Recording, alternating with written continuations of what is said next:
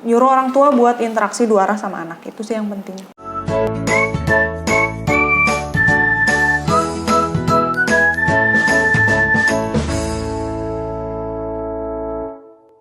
Assalamualaikum warahmatullahi wabarakatuh. Selamat datang di channel Krisna Aditya. Ini adalah video kedua kita di Presiden Special Needs Center. Setelah sebelumnya, kita juga membuat video tentang profesi guru anak berkebutuhan khusus. Kalian bisa tonton videonya di sebelah sini. Nah, kali ini kita akan membuat video tentang profesi terapis wicara. Apa itu, fungsinya apa aja, kerjanya ngapain aja, syaratnya apa aja. Pokoknya akan kita cari tahu jawabannya dalam video kali ini.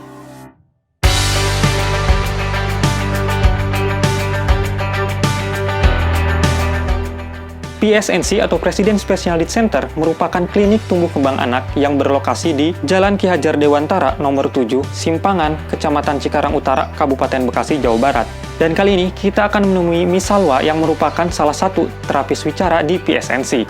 Dan kita akan tanya-tanya seputar profesinya tentang terapis wicara.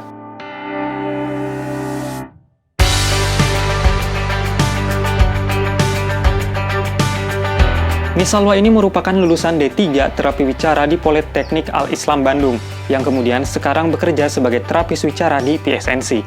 Dan dua hal pertama yang harus kita tanyakan adalah, apa itu terapi wicara dan apa itu terapis wicara? Terapi wicara itu ilmu yang mempelajari tentang gangguan bahasa, bicara, suara, irama kelancaran, dan menelan. Terapis wicara ya ahli atau profesi yang menangani kasus-kasus tersebut. Terus gangguan-gangguannya itu biasanya pada anak dan pada orang dewasa. Tuh. Lalu, biasanya terapi wicara dilakukan berapa lama dan berapa kali? Dan bagaimana jadwal terapi wicara di PSNC? Kalau terapi wicara itu biasanya ada jangka waktunya, misalnya seminggu 2 kali, 2-3 kali sih, gitu, 2-3 kali. Sekali pertemuannya berapa jam? Macam-macam, gimana tempat atau instansinya. Kalau misalnya di rumah sakit, itu biasanya 45 menit, 30 menit terapi, 15 menit itu advice ke orang tua. Jadi laporan kita melakukan apa aja sih selama terapi. Kalau di sini, waktunya 1 jam sebenarnya, 50 menit terapi, 10 menitnya laporan ke orang tua gitu. Jadi satu anak 1 jam gitu, nanti ganti lagi, misalnya mulai jam 8 nih, jam 8 si A, nanti jam 9 si B gitu, jam 10 sampai jam 2. Kalau misalnya sekarang masa-masa corona ini sampai jam 2, biasanya sampai jam 3 ada jam terakhir, beres jam 4 gitu. Jadi kan terapi itu bukan dilakukan sama si terapis aja ya, jadi kerjasama sama orang tua di rumah, keluarga juga, karena akan percuma kalau misalnya kita terapi seminggu, apalagi yang seminggu sekali, udah mah seminggu sekali, terus cuman sejam pula ya, 45 menit pula, terus di rumah nggak dibantu apa-apa sama orang tuanya, kan itu percuma. Jadi emang ada advice buat ke orang tua, laporan gitu sama pengasih PR buat di rumah ngapain gitu. Berarti, terapi wicara selain harus dilakukan oleh tenaga profesional seperti Miss Salwa ini, harus juga dilakukan oleh para orang tua di rumah. Tapi, hal apa yang bisa dilakukan oleh para orang tua di rumah untuk membantu program terapis wicara kepada anaknya? Sama kayak yang dilatih sama saya di tempat terapi, kayak misalnya latihan artikulasi nih. Kita kasih tahu ke orang tua, kita latihannya dengan cara ngadep ke kaca gitu. Si anak lihat, merhatiin organ artikulasi kita, penekanan kayak lidah gimana, bola kayak gitu.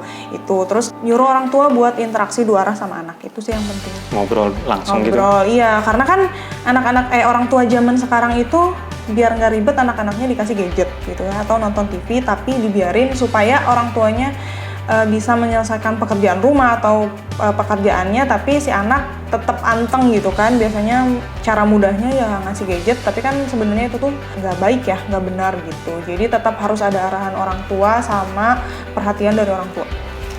Dan dari usia berapa anak bisa mulai mengikuti terapi wicara?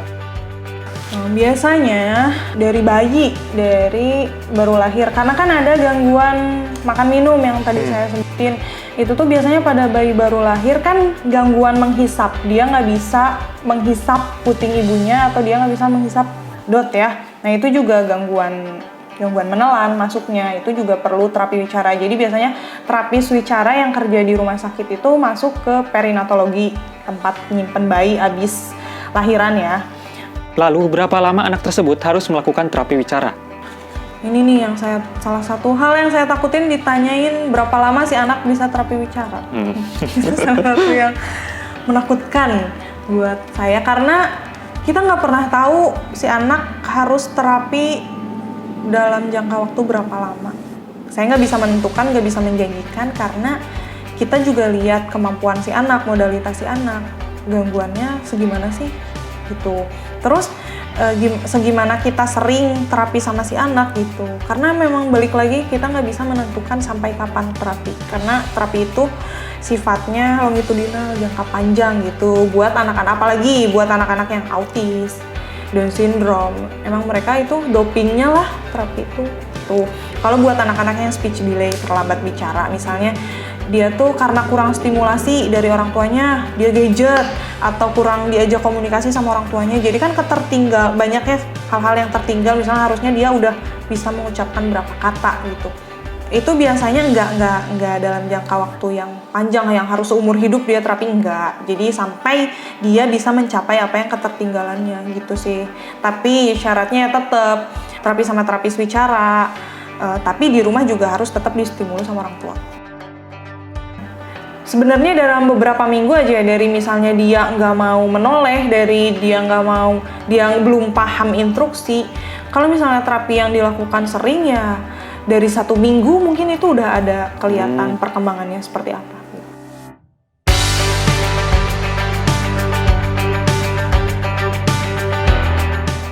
Apa syarat untuk menjadi terapis wicara seperti Miss Salwa ini? Syarat jadi terapis wicara ya harus sekolah dulu, sekolah jadi TW. Sekolahnya itu di Indonesia sekarang udah ada 4, tapi kalau waktu saya masuk dan memilih terapi wicara, baru ada 3 di Indonesia. Pertama di Solo, di Jakarta, sama di Bandung. Saya lulusan TW Bandung, dan sekarang nambah dari tahun kemarin kalau nggak salah, apa dari 2 tahun sebelumnya, di Padang. Jadi ada 4 di Indonesia. Ya syarat jadi TW ya harus sekolah terapi wicara dulu, minimal D3. Tapi ada juga D4-nya di Solo. Kalau misalnya mau S1 itu ke luar negeri, biasanya ada di Malaysia, ada di Singapura, ada di Filipina kalau nggak salah. Dengan pilihan kampus yang tergolong sedikit untuk jurusan terapi wicara, lalu bagaimana dengan lapangan pekerjaannya? Di mana tempat bekerja para lulusan terapi wicara tersebut? Selain di rumah sakit, bisa di klinik atau di tempat sekolah kayak saya ini PSNC, atau bisa juga visit, home visit, jadi kita datang ke rumah, atau bisa praktek mandiri, yaitu maksudnya home visit itu praktek mandiri, atau kita bisa buka sendiri itu di rumah.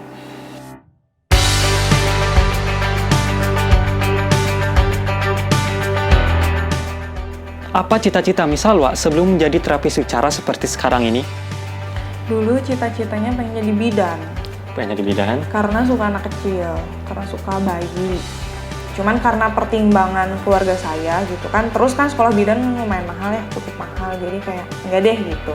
Terus jadi guru juga nggak boleh, karena ibu saya kebetulan guru, kakak saya juga guru, jadi mereka tuh nggak mau saya ngerasain susahnya jadi guru gitu, harus merintis berjuang. Terus akhirnya saya nemu, awalnya mau ke tumbuh kembang anak, tapi jauh sekolahnya, nggak tahu di mana, nyari susah nggak ketemu. Akhirnya ada kenalan kakak saya, TW juga di tempat yang sama. Akhirnya saya nyari tahu apa sih terapi wicara itu. Itu SMA kelas 3 yang orang-orang sibuk buat daftar SBMPTN, SNMPTN. Saya tuh nggak ikut semuanya, karena setelah tahu terapi wicara, langsung aja saya daftar buat tertarik banget nih jadi terapi wicara gitu. Akhirnya ya masuk terapi wicara gitu, karena kan ada hubungannya juga sama anak gitu kan, jadi masih nyambung lah sama cita-cita saya sebelumnya. Dan sampai sekarang sangat bersyukur masuk jurusan ini, kerja jadi terapis wicara. Lalu, apa alasan Miss Salwa bertahan menjadi terapis wicara? Apa alasannya bertahan? Yang pertama karena emang dari awal kan niat saya kayak cocok nih kayaknya gitu, dan ternyata setelah dijalani dari mulai pola, praktek gitu, emang awalnya kan ada ya yang namanya anak sekolah kan bosen, jenuh, tapi makin kesini wah Masya Allah gitu, banyak ilmu yang saya dapetin, yang kalau kasarnya kalaupun saya nggak melanjutkan kerja nantinya gitu, ilmunya bisa buat saya, buat keluarga saya, buat anak saya gitu. Jadi itu sih salah satu alasan terbesar saya. Dan kenapa memilih bekerja di PSNC? Kenapa tidak memilih bekerja di rumah sakit? Karena yang pertama nyaman. Saya nyari tempat kerja itu nyaman gitu. Bukan karena gajinya seberapa besar, enggak, cuman yang pertama, yang paling penting itu nyamannya saya sama lingkungannya, terus orang-orangnya, sekitarnya gitu sih. Itu kenapa nyaman, karena pas aja di hati gitu.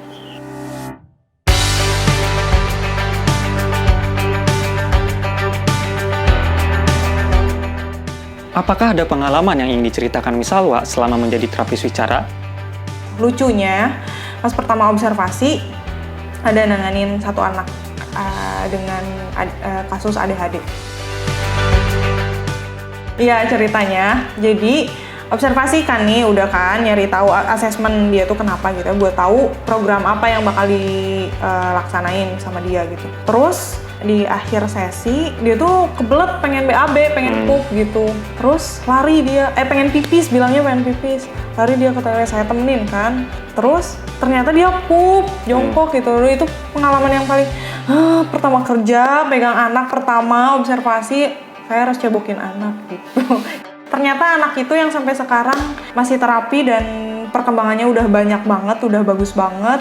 Walaupun masih banyak goals yang belum dicapai, tapi dia kelihatan banget kalau dia sayang sama saya. Itu sih yang penting, yang makanya kenapa salah satu alasan saya betah di sini, karena anak-anaknya tuh sayang sama saya gitu. Pede banget ya. Tapi emang kayak pengalaman mengharukannya, kayak misalnya dia ngejatuhin barang, "Oh Miss, sorry," gitu. Terus dia meluk, terus dia cium gitu. Di setiap dia ngelakuin kesalahan, dia pasti bilang maaf. Kalau misalnya saya sedih apa, "Miss, tenang. Okay. Gitu. Terus ada anak yang baru dari Juli, Agustus, 2 bulan ya masuknya, 3 bulan lah, bulan ketiga ini dia terapi. Ada beberapa sesi terapi dia meluk saya sampai nggak mau lepas, nggak tahu kenapa. Itu kan jadi jadi salah satu alasan buat saya semangat ada di sini, semangat kerja, semangat bantu dia, semangat kerja sama orang tuanya, supaya bikin dia bisa berkomunikasi dengan baik gitu. Lalu, adakah tips buat yang ingin menjadi terapis wicara seperti Miss Salwa? Kalau tipsnya ya sabar, terus mau belajar, jangan malu untuk nanya, jangan takut untuk mencoba, itu sih. Terus kita tuh belajar yang sesungguhnya tuh bukan saat di kampus, tapi saat kita terjun langsung di tempat kerja, di tempat PKL, itu kaya banget ilmunya. Karena guru yang sesungguhnya itu adalah pasien kita, klien kita gitu. Terbukti ketika mulai PKL. Tuh, jadi buat kalian jangan takut sama anak ABK. Terus kuncinya sabar, tekun, sama mau mencoba. Dan yang terakhir, apa tips buat para orang tua di rumah? Orang tua baru, terus orang tua yang masih awam gitu kan. Biasanya orang tua dulu nih, kayak anaknya belum bisa ngomong atau cucunya belum bisa ngomong, ntar juga bisa gitu. Padahal deteksi sedini mungkin itu penting banget. Jadi kita harus ngeh sama kemampuan anak sendiri. Walaupun setiap anak diciptakan berbeda, tapi kan kita juga harus punya list, atau kita tahu gitu pertumbuhan sama perkembangan anak sesuai usia tuh apa aja gitu. Jadi supaya kita juga ada patokan gitu, bukan mengharuskan anak kita harus sama dengan anak orang lain, enggak. Cuman kita juga harus tahu pertumbuhan sama perkembangannya apakah sudah sesuai usia atau belum gitu. Yang pertama itu. Terus kalau misalnya kita udah ngeh ada sesuatu yang aneh, atau kok anak saya belum ini ya, padahal usianya udah jauh dan harusnya udah bisa ini di usia sekian, kok belum ya, segera bawa ke psikolog atau ke dokter anak atau ke dokter rehab, karena biar kita tahu juga, nggak bisa nebak-nebak sendiri anak kita kenapa. Jadi harus ada ahli lain yang bisa mendiagnosa anak kita kenapa gitu. Setelah dari situ baru kita bisa tahu apakah anak perlu terapi wicara, apa terapi okupasi, apa fisioterapi.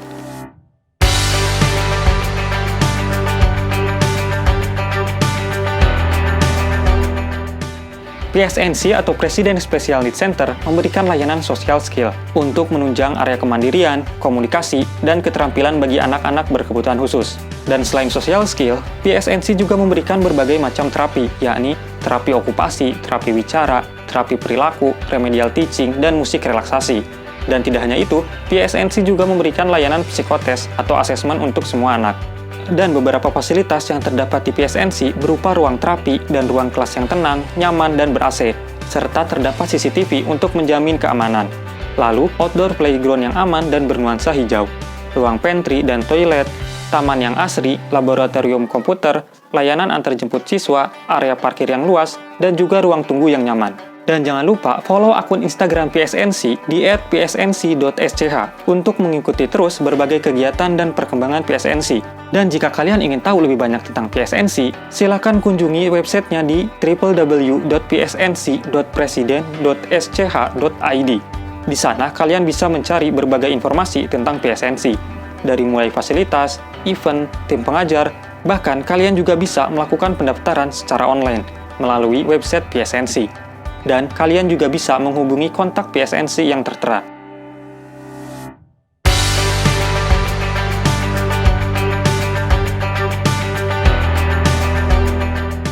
Tuhan menitipkan kelebihan di setiap kekurangan, menitipkan kekuatan di setiap kelemahan, menitipkan sukacita di antara duka cita, menitipkan harapan di setiap keraguan.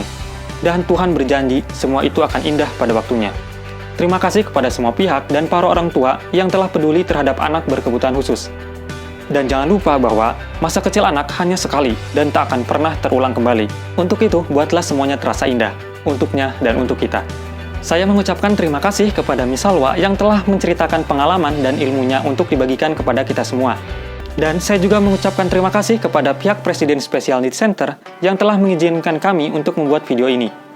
Semoga video ini bisa memberikan informasi lebih banyak tentang terapi wicara dan juga profesi terapis wicara kepada para penonton. Dan juga tentunya memperkenalkan PSNC sebagai klinik tumbuh kembang anak pada para penonton.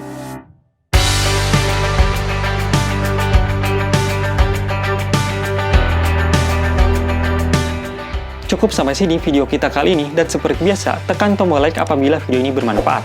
Subscribe dan juga aktifkan lonceng supaya kalian mendapatkan pemberitahuan. Dan terima kasih telah menonton video ini sampai habis. Wassalamualaikum warahmatullahi wabarakatuh. Jadi untuk kalian yang cari klinik tumbuh kembang anak di Cikarang, khususnya di Jababeka, kalian bisa datang atau searching Presiden Special Needs Center. Di Instagramnya juga ada psnc.sch. Di situ kita bisa tahu ada pelayanan sosial skill, atau kalian bisa, anak-anak kalian membutuhkan tes IQ atau terapi wicara, terapi okupasi gitu, bisa hubungi langsung di DM-nya Presiden Special Needs Center di Instagram.